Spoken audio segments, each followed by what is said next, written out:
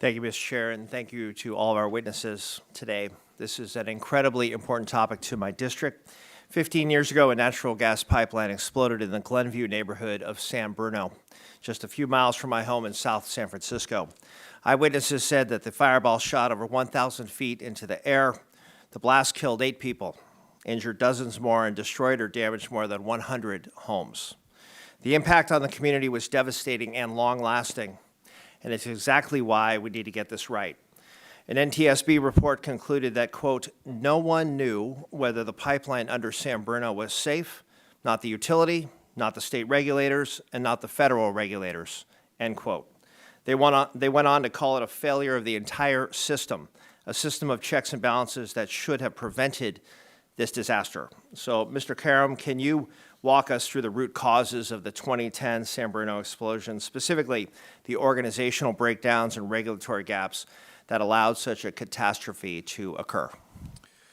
Well, I can do my best. It's been a little while since I've looked at that NTSB report, but I recognize we're coming up on 15 years in September, and my heart goes out to that community and your community.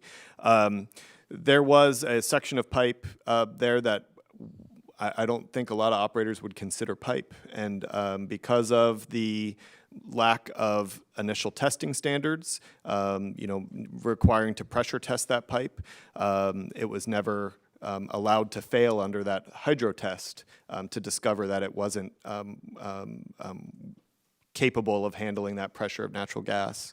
A lot of that came from acquisitions and lack of record keeping through acquisitions from company to company.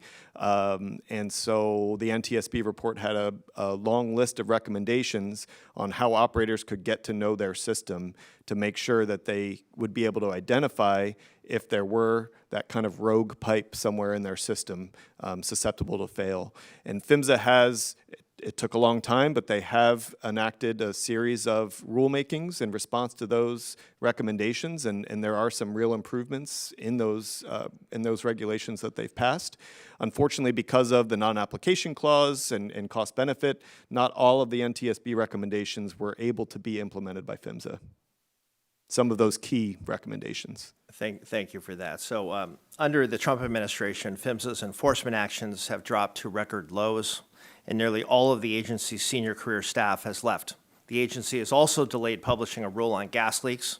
Instead of prioritizing safety, unfortunately, the administration has proposed slashing PHMSA's budget by $16 million and threatened to withhold funding from your organization, Mr. Karam, the Pipeline Safety Trust. So given all of that, my question is to you again, sir. What does Congress need to do to ensure that pipelines are actually safer today than they were 15 years ago?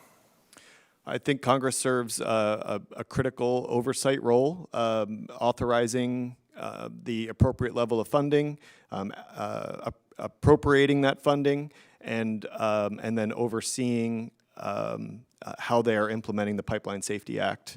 Hearings such as this can do that. Hearings with PHMSA would be helpful as well. Congress asked PHMSA to, in its oversight role, asked PHMSA to produce a web chart showing its progress towards all of the mandates towards rulemaking, and required that be updated on a monthly basis. I think that's a key piece of oversight. It's also key for members of the public to really see where those rulemakings are prioritized. And the last time I checked, that hadn't been updated since January. Appreciate the renewed attention on this. Thank you all for your testimony. And with that, I yield back, Mr. Chair.